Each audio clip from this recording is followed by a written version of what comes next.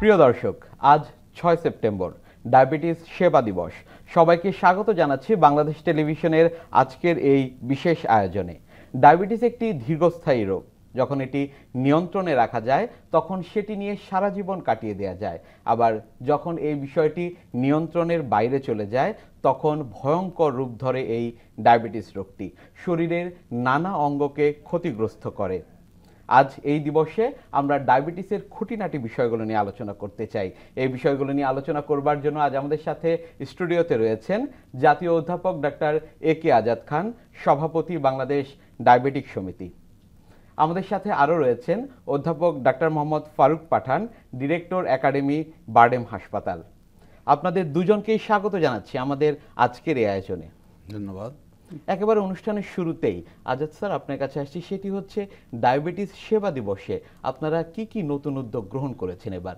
দেখুন, সেবা দিবসে তো সেবা দেওয়া তো ডায়াবেটিক সমিতির কাজই। তো আজকে অতিরিক্ত কি, মানে অতিরিক্ত আমরা আজকে উদ্যোগ নেই যাতে মানুষকে আরও বেশি সচেতন করা যায়। বিভিন্ন প্রোগ্রাম করি আমরা, ফোন ইন প্রোগ্রাম করি যে মানুষের তাদের ডায়াবেটিস আছে বা ডায়াবেটিস সম্বন্ধে বিভিন্ন জিজ্ঞাস্য আছে সেটা জিজ্ঞাসা করে নিতে পারে।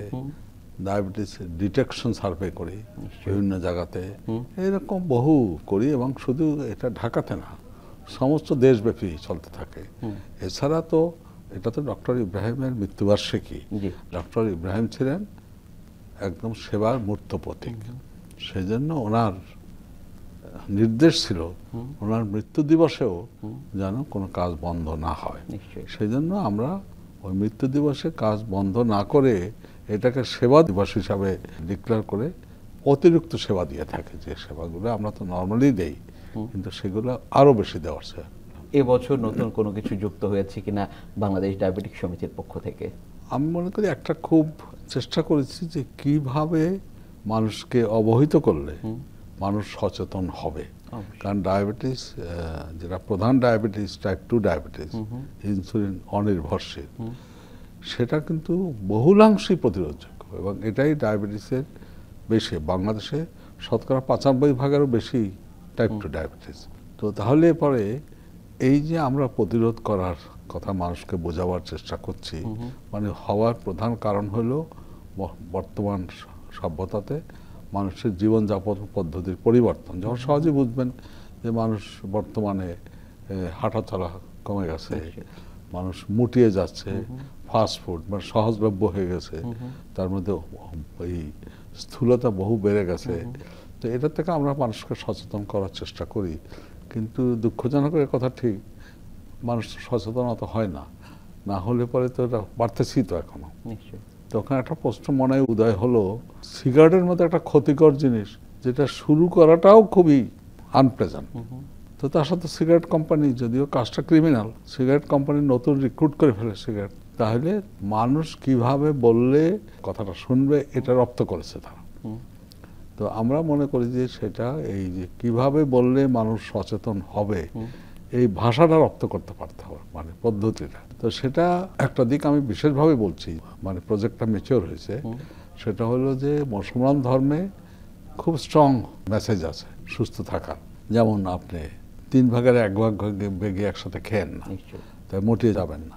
এইটা মসজিদের ইমামদের মাধ্যমে খুতবাতে বললে কত এফেক্ট হবে, এটা আমরা করেছি, করে দেখলাম বিশাল এফেক্ট হয়। এবং এইটা এবছরই ওর নাম হলো খুব বিখ্যাত মেডিকেল জার্নালে পাবলিশ হতে যাচ্ছে এবং ওয়ার্ল্ড হেলথ অর্গানাইজেশন এটা একটা ইনোভেটিভ খুবই উচ্চমাত্রার রিসার্চ হিসাবে তাদের ওয়েবসাইটে দিয়েছে। আমাদের সবাইকে চেষ্টা করতে হবে, সচেতন করতে হবে এবং আমাদের বের করতে হবে কীভাবে বললে সে সচেতন হবে। দেখুন, বর্তমান যে সময়, সেখানে খাবারের অভাব অত নাই, 1 নম্বর, এবং অধিক ক্যালোরিযুক্ত তৈলাক্ত খাবার সহজেই পাওয়া যায়, যেটাকে আমরা বলি ফাস্টফুড। এবং ফাস্টফুড বলতে আমরা অনেকে মনে করি যে কি বলে পিৎজা, তারপরে বার্গার, এসবই। এমনকি তেলে ভাজা পিঠাও তো ফাস্টফুড, বুঝলেন না, যত্রতত্র পাওয়া যায়। সুতরাং মানুষকে সচেতন করতে হবে যে ফাস্টফুড তো কালেভদ্রে খাই, অবশ্য মজাদার বলেই তো, তার পশ্চিমা বিশ্বেও খায়, কিন্তু তারা জানে এটা খাবারটা ভালো না, এটাকে জাঙ্ক ফুড বলে। তা আমার দেশে উঠতি বসে ছেলেমেয়েরা এটাকে সেই জাঙ্ক ফুড বলে না, তার এটাই ভালো খাবার। তো এইসব ব্যাপারে আমাদের সচেষ্ট হতে হবে, সচেতন করতে হবে। নিশ্চয়ই, আমরা তার একটি প্রশংসনীয় উদ্যোগের কথা আপনার কাছ থেকে শুনলাম। এ পর্যায়ে অধ্যাপক ডক্টর মোহাম্মদ ফারুক পাঠান স্যার, আপনার কাছে আসবো। সেটি হচ্ছে বাংলাদেশে যারা প্রান্তিক পর্যায়ের মানুষ রয়েছে তাদের ক্ষেত্রে আসলে আজকের এই দিবসে কিভাবে আসলে ডায়াবেটিস নিয়ন্ত্রণের বিষয়টি পৌঁছাচ্ছেন আপনারা? বাংলাদেশে যদি আমি 3-4 বছর আগে কথা চিন্তা করি, অ্যাকর্ডিং টু ইন্টারন্যাশনাল ডায়াবেটিক ফেডারেশনের মধ্যে 1,30,00,000 ডায়াবেটিস রোগী বর্তমানে বাংলাদেশে আছে 2019-এর পরিসংখ্যানে। কিন্তু তাদের প্রেডিকশন হলো 2045 সনে সে রোগীর সংখ্যা দাঁড়াবে 2,20,00,000-এর মতো।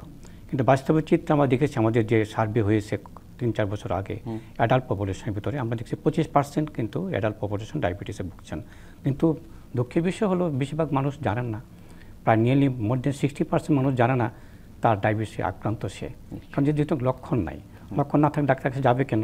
এই জন্য তারা ভুগছেন এবং আলটিমেটলি 5-6 বছর পরে ধরা পড়ছে এবং অলরেডি তারা কিছু না কিছু কমপ্লিকেশন নিয়েই আসছেন শরীরের বিভিন্ন অঙ্গ প্রত্যঙ্গে।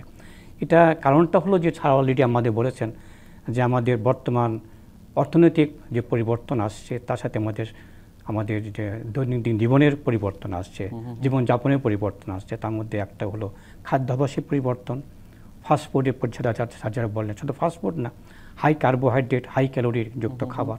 তার সাথে বড় একটা জিনিস যুক্ত হয়েছে, সেটা হলো কায়িক পরিশ্রম করার প্রবণতা কমে গেছে। এবং এখন যান্ত্রিক যুগ চলে আসছে, সব জায়গাতেই আপনার কলকারখানা বলেন, কৃষিকাজই বলেন, রাস্তা যাওয়া আসা বলেন, যাতায়াত বলেন, সব জায়গায় ট্রান্সপোর্ট বলেন, সব জায়গায় যান্ত্রিক। এখন হাঁটার অভ্যাস কমে গেছে এবং বাড়ির আশেপাশে যেটা থাকেন আপনি রেসিডেন্স এরিয়াতে, খেলার মাঠ নেই, স্কুল জীবনেও একই অবস্থা আসছে। তাহলে কায়িক পরিশ্রম কমে যাওয়া, এদিকে খাদ্যাভ্যাসের পরিবর্তন, দুটাই মিলে কিন্তু মুটিয়ে যাওয়ার অভ্যাসটা পরিবর্তন আসছে। এখন এক্ষেত্রে দেখা যাচ্ছে শুধু খালি অ্যাডাল্ট লাইফ না, ইয়ঙ্গার জেনারেশনের কিন্তু আমাদের স্থূলতা হওয়ার প্রবণতা বেড়ে যাচ্ছে। এটা কিন্তু শহর ভিত্তিক না, গ্রামে কিন্তু একই জিনিসই আসছে, গ্রাম কিন্তু সেদিকে পিছিয়ে নেই। সেই হিসাবে গ্রামের মানুষের কিন্তু ডায়াবেটিসের প্রবণতা অনেক বেড়ে গেছে। সেক্ষেত্রে বলতে হবে যেটা শুধু শহর ভিত্তিক আমাদের কাজকর্ম করলে হবে না, কর্মযজ্ঞ চালালে হবে না, এখানে গ্রামের মানুষকেও আমাকে সচেতন করতে হবে। গ্রামের সচেতন করতে হবে, ডোর টু ডোর যেতে হবে। তেমন ডোর টু যাওয়ার একমাত্র একটা উপায় হলো, আজাদ খান অলরেডি বলেছেন যে আমাদের রিলিজিয়াস যে ইনস্টিটিউটগুলি আছে, মসজিদ বা পেগোডা, আমার মন্দির, এইসব পুরোহিতদেরকে যদি আমরা উদ্বুদ্ধ করতে পারি, তারা কিন্তু মেসেজটা দিতে পারে সহজ ভাষায়, সহজ ভাষা যেটা মানুষ শুনে। রিলিজিয়াস লিডারের কথা মানুষ কিন্তু সবাই শুনে, ইমামদের কথা মানুষ সবাই শুনে। সো আমরা একটা পদ্ধতি হলো যে আমাদের ইমামদেরকে প্রশিক্ষণ করে, পুরোহিতদেরকে প্রশিক্ষণ করে আমরা এই মেসেজগুলো দিতে পারি কীভাবে সুস্থ থাকা যায়। সুস্থ থাকতে গেলে আমার ওজন কম থাকবে, ওজন কম থাকলে, স্থূলতা কম থাকলে অবশ্যই আমি ডায়াবেটিস কন্ট্রোল করতে পারবো। আরেকটা হলো আমরা বাংলাদেশ ডায়াবেটিস সমিতি আরেকটা আমরা প্রজেক্ট নিয়েছি মোবাইল ভ্যানের মাধ্যমে। আমাদের অলরেডি 2টা মোবাইল ভ্যান আমরা সজ্জিত করেছি, যে 2টো মোবাইল ভ্যান আমাদের গ্রামে গঞ্জে যাবে, গ্রামে গঞ্জে যেয়ে তারা স্ক্রিনিং করবে এবং অ্যাওয়ারনেস প্রোগ্রাম করবে, উঠান বৈঠক করবে এবং পাবলিক অ্যাওয়ারনেস প্রোগ্রামগুলি করবে। এটা সব জেলাতে যাবে, আস্তে আস্তে পর্যায়ক্রমে একটা জেলাতে হয়তো 1 মাস থাকবে। সেখানে যারা আছেন, কর্মকর্তা যারা আছেন, প্রত্যেককে মিলবল করবো। সেখানে আপনার পুলিশ ডিপার্টমেন্ট বলেন, আমাদের কর্মকর্তা, যে সরকারি কর্মকর্তা বলেন, স্কুল বলেন, সবাইকে ইনভলভ করে আমরা কিন্তু কাজ করছি। এবং আমরা অলরেডি গার্লস গাইড, আমরা বয় স্কাউট, এগুলি সবাইকে প্রশিক্ষণ দিয়েছি আমরা, যাতে তারা সচেতন হয় এবং যারা আশেপাশে যারা থাকে তাদেরকে সচেতন করতে পারে। এইভাবে কিন্তু আগে থাকি আমরা, প্রতি জেলা দিয়ে যাই, তাহলে কিন্তু আমাদের একদিকে স্ক্রিনিং প্রোগ্রাম হবে, যারা জানে না ডায়াবেটিস তাদেরকে আমি ধরতে পারবো, আর যাদের ডায়াবেটিস হয় নাই বা হওয়ার প্রবণতা আছে, রিস্ক বেশি আছে, তাদেরকে আমরা সচেতন করতে পারবো যে আপনার জীবনযাত্রা পরিবর্তন করে সুস্বাস্থ্যকর জীবনযাপন করে আপনি এই রোগটাকে প্রতিরোধ করতে পারেন। এবং সেক্ষেত্রে প্রতিরোধটা হলো 70-80% ক্ষেত্রে প্রতিরোধযোগ্য, যদি আমি আমার জীবনযাত্রাকে সুশৃঙ্খলভাবে সুস্বাস্থ্যকর জীবনযাপনে নিমন্ত্রণ করতে পারি। অধ্যাপক ডক্টর একে আজাদ খান স্যার, আপনার কাছে আসছি। সেটি হচ্ছে অনেকেই ডায়াবেটিস রোগটিকে মনে করেন যে না, এটি আসলে একেবারে স্বাভাবিক একটি রোগ, আবার অনেকের কাছে এটি ভীতির কারণ। আসল বিষয়টি কি? আসলে ডায়াবেটিস হলো এক অর্থে সব রোগের মা। কারণ আগে যখন আমরা ছাত্র ছিলাম, বলা হয়তো যে সিফিলিস ভালো করে জানলে মেডিসিন শেখা হয়ে যাবে, কারণ সিফিলিস শরীরের সব অঙ্গ প্রত্যঙ্গকে আক্রান্ত করতে পারে। তো এখন সেইটা একেবারে ডায়াবেটিস জন্য প্রযোজ্য। এটা শরীরের কোনো অঙ্গ প্রত্যঙ্গ নাই যে তাকে আক্রান্ত করে না। দ্বিতীয় কথাটা যেটা ফারুক পাঠান বললেন, এটাকে আমি একটু ইলাবোরেট করতে চাই। সেটা হলো যে টাইপ 2 ডায়াবেটিস, এটা অধিকাংশ ক্ষেত্রেই শুরুতে কোনো উপসর্গ নাই। সে ডাক্তারের কাছে যায় যখন কোনো জটিলতা সৃষ্টি হয়। সব জটিলতা একবার হয়ে গেলে তো আর সম্পূর্ণ ভালো হয় না। সেদিন মানুষকে সচেতন করতে হবে যে একটা বয়সের পর সবাই যেন চেক করে নেয় তার ডায়াবেটিস আছে কিনা। সিমটম হওয়ার জন্য দেরি করবে না, বললেন না? কত বয়সে যাদের ফ্যামিলিতে ডায়াবেটিস মুটিয়ে গেছে তারা 25-30 শুরু করবে, যারা সম্পূর্ণ সুস্থ তারা হয়তো 40-এ শুরু করবে। তো ওর নাম হলো যাতে তারা কোনো কিছু কমপ্লিকেশন হওয়ার আগেই অসুখটা নির্ণয় হয়ে যায়। এখানে কথাটা ভালো বলা দরকার যে ডায়াবেটিস এমন একটা রোগ যে হলে পরে তো এটা কন্ট্রোলে রাখাটা কিছুটা ব্যয়বহুল, যেহেতু আজীবনে এতে বেশি ব্যয়বহুল। কিন্তু যদি কমপ্লিকেশনস হয় তাহলে বহু বহু ব্যয়বহুল।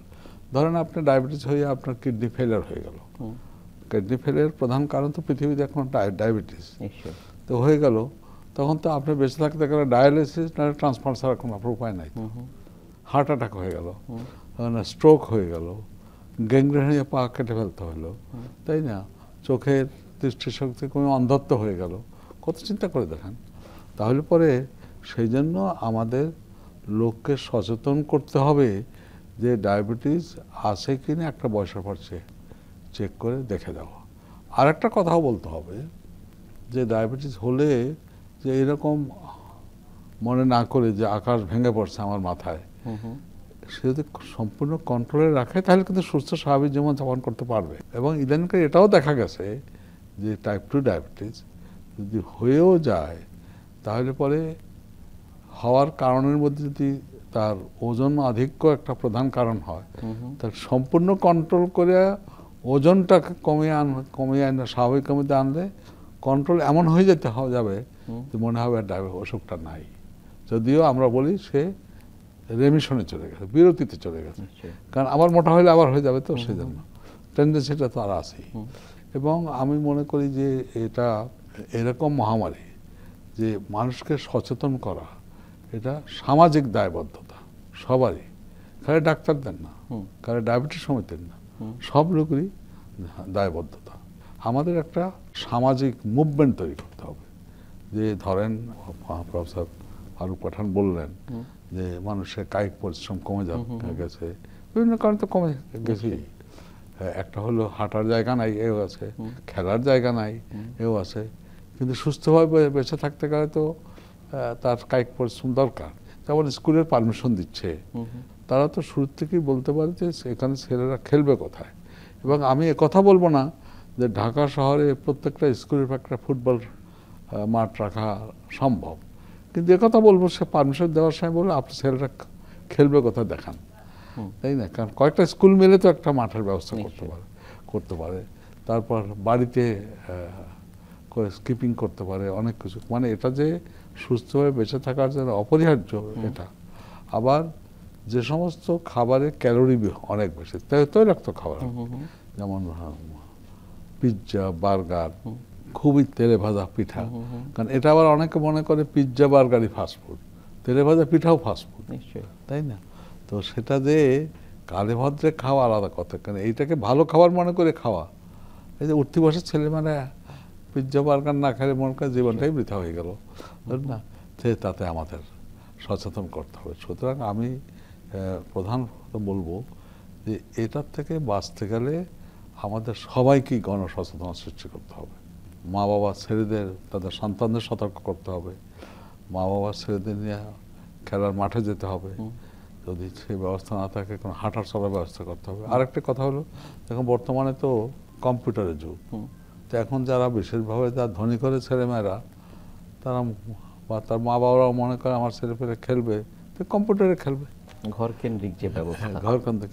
তো কম্পিউটারে বুদ্ধিবৃত্তিক খেলা যে খারাপ তা কিন্তু বলছে, কিন্তু সুস্থভাবে বড় হতে গেলে, সুস্থ থাকতে গেলে তার কায়িক পরিশ্রমযুক্ত ব্যায়াম করতে হবে।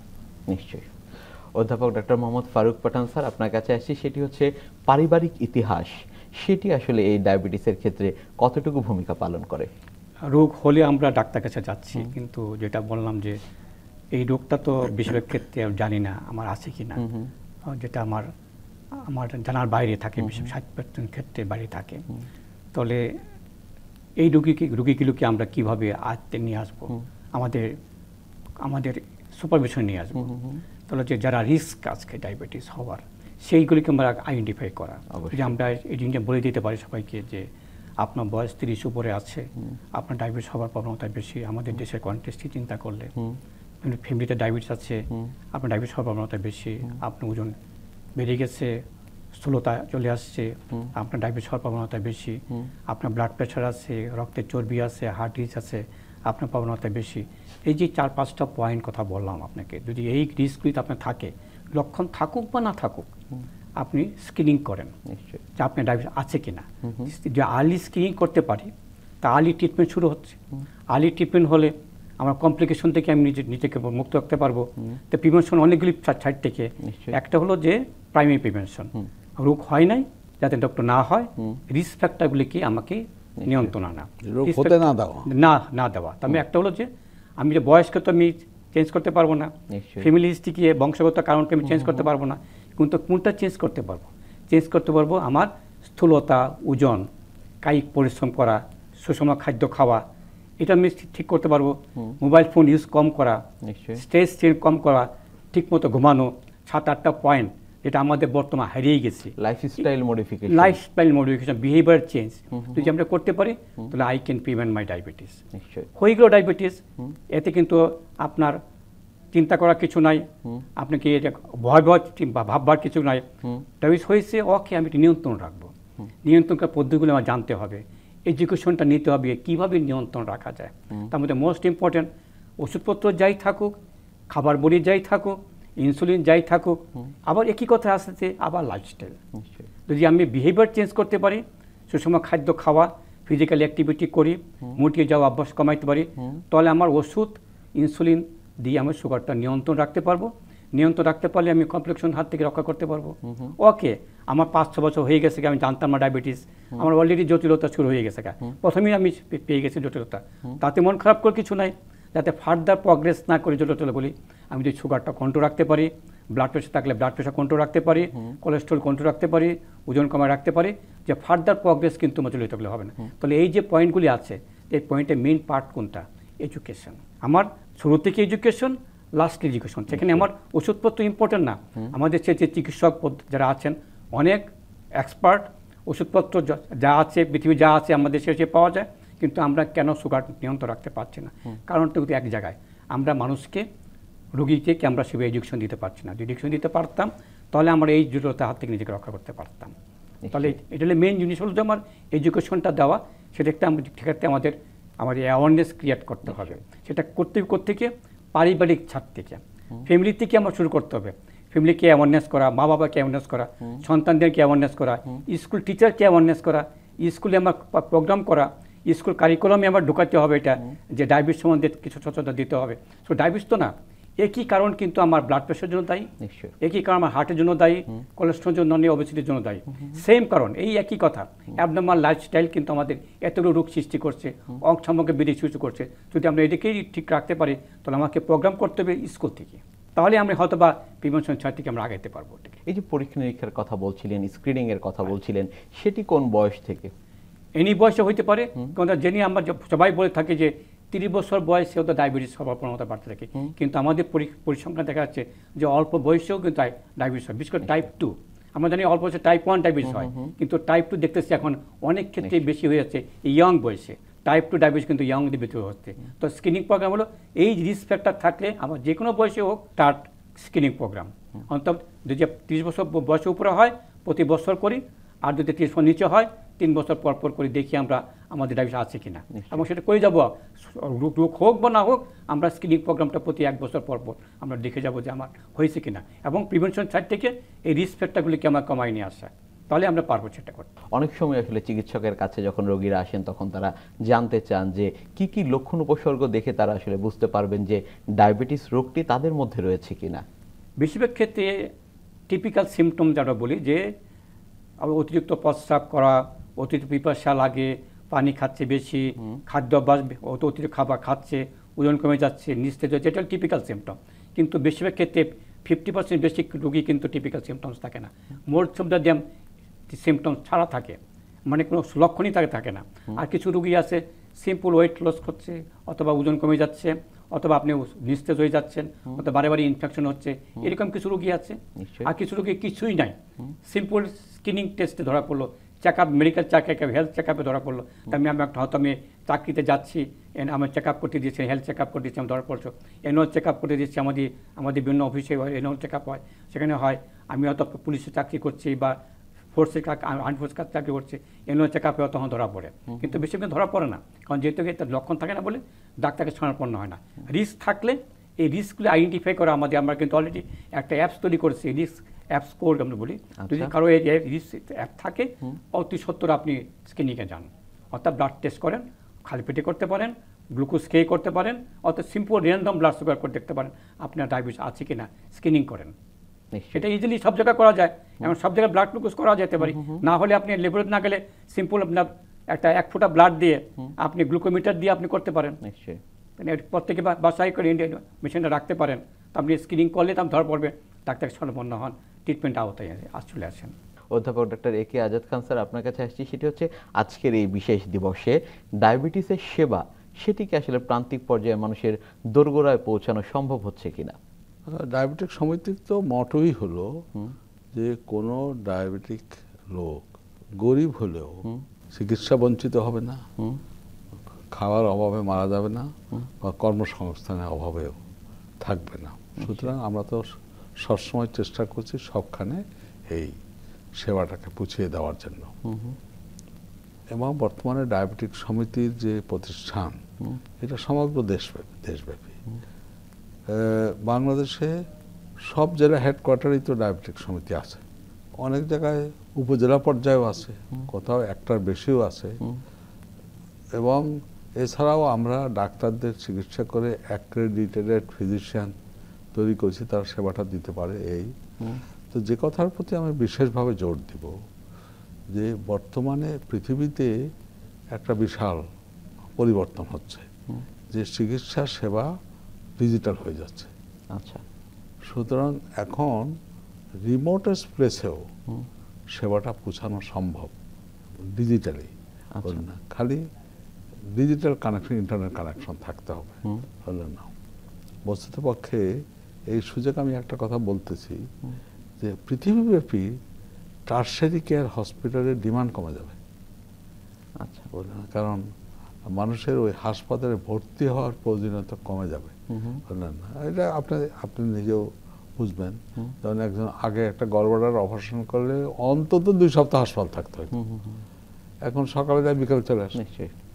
চোখের অপারেশন মানে ক্যাটারাক্ট করতে তো এটা আউটডোর প্রসিডিউর হয়ে গেছে, তাই না? তো সেজন্য আপনার এই ডায়াবেটিস কেয়ারও বর্তমানে ডিজিটালি করা সম্ভব, এবং সেটার দিকে যাচ্ছে ডায়াবেটিস সমিতি, যাতে সবাইকে সেবার আওতায় আনা যায়। এবং এটা কিন্তু এখন ফিজিবল, বললেন না? আমি মনে করি এটা একটা খুবই গুরুত্বপূর্ণ ব্যাপার। আরেকটা হলো যেটা ফারুক পাঠান সাহেব বলছে, আমি মনে করি একটা খুবই গুরুত্বপূর্ণ, যে ডায়াবেটিস হওয়ার পিছনের কারণটা কি। কারণটা কিন্তু 2টার কম্বিনেশন, মানে টাইপ 2 ডায়াবেটিস কম্বিনেশন, মানে বংশগত প্রভাব আর পারিপার্শ্বিক প্রভাব। এটাকে বুঝতে হবে যে বংশগত প্রভাব এইটা তো আপনি কন্ট্রোল করতে পারছেন না। আপনি কি পৃথিবীতে মা বাবা পছন্দ করে আসতে পারবেন? সেটি সম্ভব নয়। আবার উল্টাই বলি, মা বাবাকে পছন্দ করে তার সন্তান আনতে পারবে? সেটিও সম্ভব তাই তো ডেস্টিনড হবেই। কিন্তু যে পারিপার্শ্বিক প্রভাব, সে মুটিয়ে যাচ্ছে, কায়িক পরিশ্রম করছে না, তার জন্য হবে। সুতরাং 2টার কম্বিনেশন হইলো, এইটার উপরে আমাদের কন্ট্রোল আছে। এইটাই মানুষকে বিশেষভাবে সচেতন করতে হবে।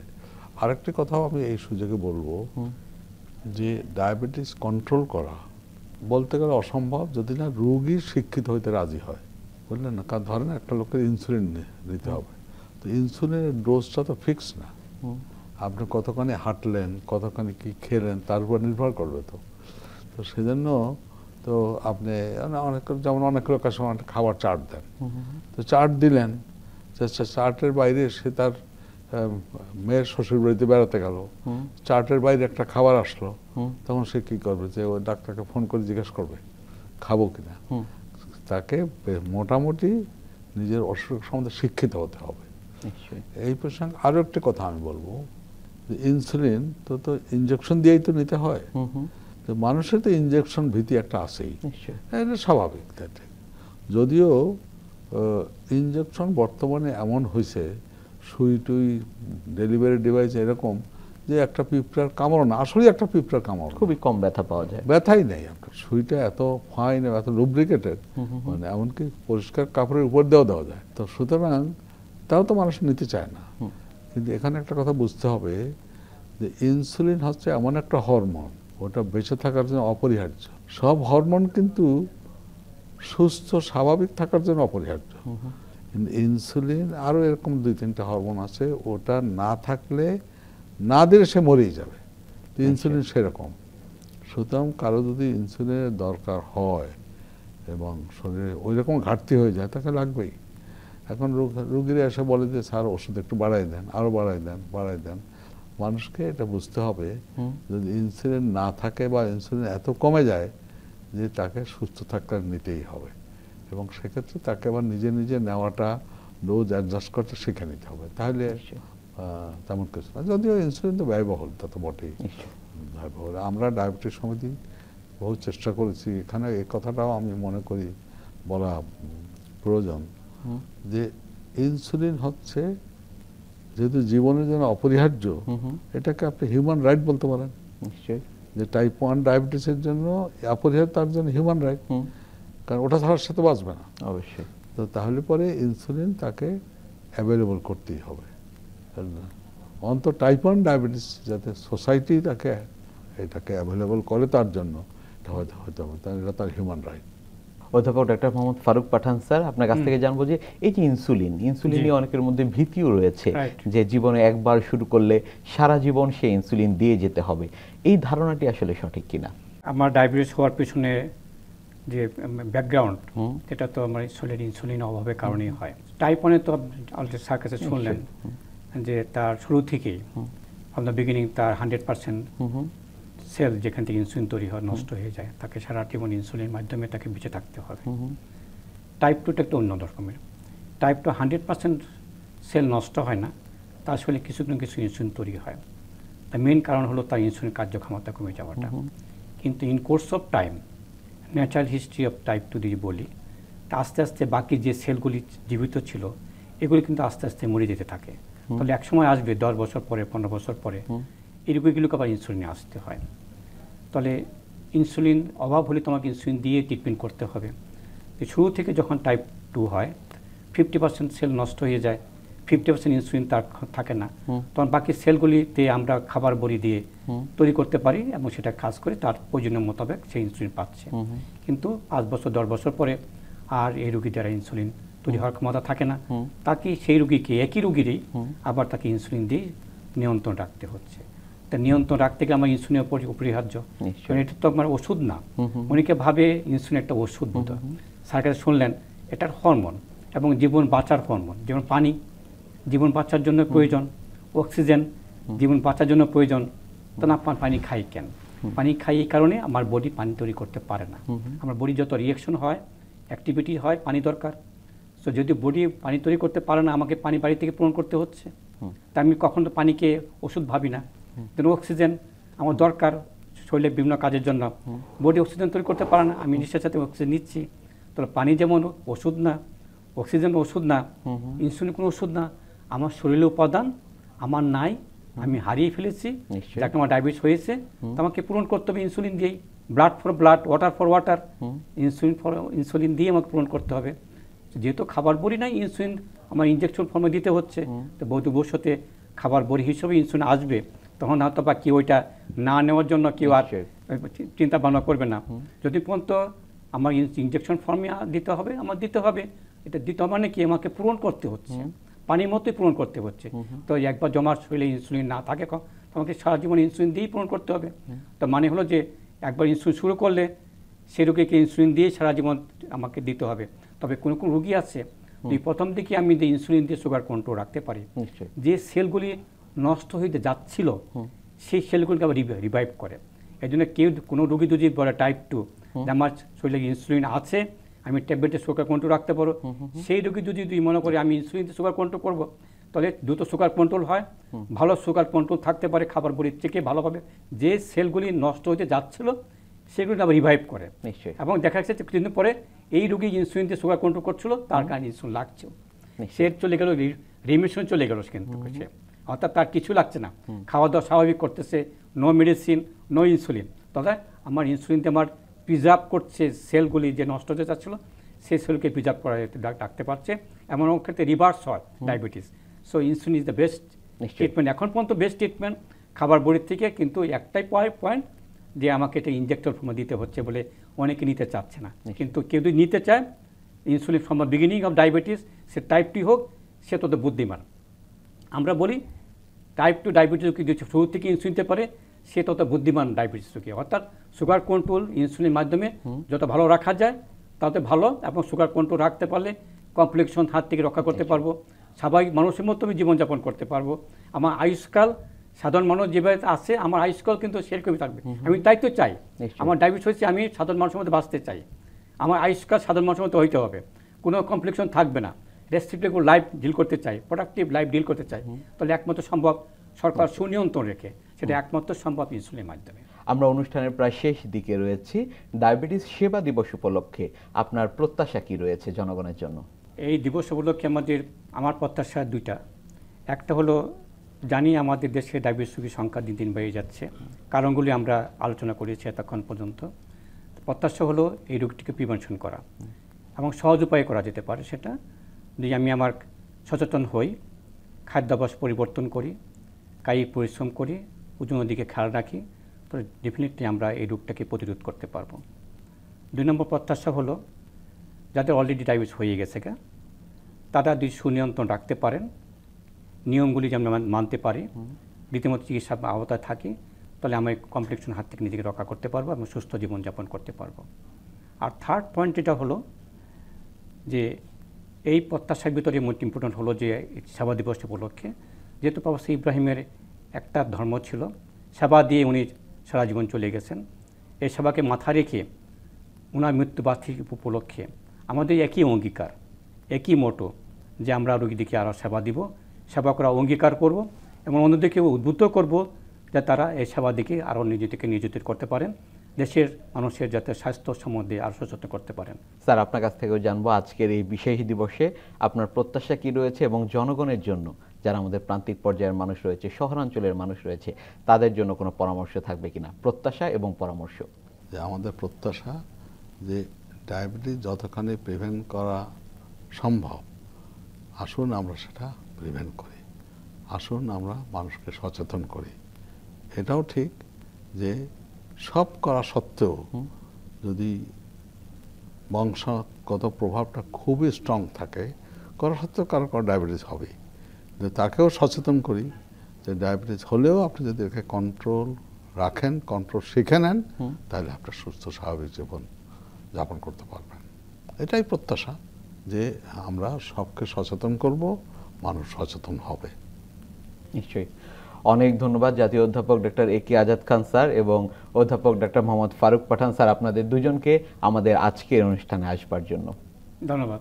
প্রিয় দর্শক, এতক্ষণ দেখছিলেন ডায়াবেটিস সেবা দিবস উপলক্ষে বাংলাদেশ টেলিভিশনের এই বিশেষ আয়োজন। আমরা কথা বলছিলাম ডায়াবেটিসের নানা খুঁটিনাটি বিষয়গুলো নিয়ে, কিভাবে আপনাদের সচেতন করা যায়, কিংবা এই যে লাইফস্টাইল মডিফিকেশনের বিষয়, ইনসুলিন ব্যবহারের বিষয়, সেই বিষয়গুলো আসলে একেবারে প্রান্তিক পর্যায়ের মানুষের কাছে কিভাবে দোরগোড়ায় পৌঁছানো যায়, সেই বিষয়গুলো আজকের আলোচনার মাধ্যমে আমরা তুলে ধরবার চেষ্টা করেছি। পাশাপাশি আরেকটি গুরুত্বপূর্ণ বিষয়, সেটি হচ্ছে ডায়াবেটিস বিষয়ে শিক্ষা, সেটি আসলে অত্যন্ত গুরুত্বপূর্ণ। আজ এখানেই শেষ করছি, আগামীতে আবারও দেখা হবে। সে পর্যন্ত আপনারা সবাই ভালো থাকুন, সুস্থ থাকুন, বাংলাদেশ টেলিভিশনের সাথেই থাকুন। ধন্যবাদ সবাইকে।